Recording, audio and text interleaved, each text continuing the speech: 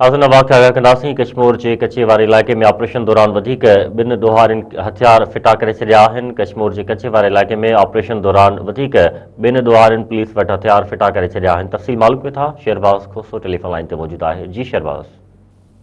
जी बिल्कुल, कश्मीर गीलपुर में हलंदड़ पुलिस ऑपरेशन दौरान पुलिस के वधीक कामयाबी मिली है। कोश गैंग सां तालुक़ रखंदड़ ॿिन ॾोहारियुनि पाण खे सरेंडर करे छॾियो आहे। कश्मीर में अमन अमान की सूरत के बेहतर बढ़ाइण लाइ कश्मीर पुलिस असास इदारनि ऐं सिंध रेंजर जो गॾियल ऑपरेशन 6 ॾे बि जारी आहे। कश्मीर ऐं घोटकी के कच्चे वारनि इलाइक़नि सरहदी इलाइक़नि में जारी ऑपरेशन दौरान अडवारी अकबर कोश ऐं जीएल कोश पाण खे कानून ॾाढो सरेंडर करे छॾियो आहे। पुलिस मूजिबि सरेंडर कंदड़ अकबर कोश ऐं जीएल कोश केतिरनि केसनि में घुरिबल हुआ।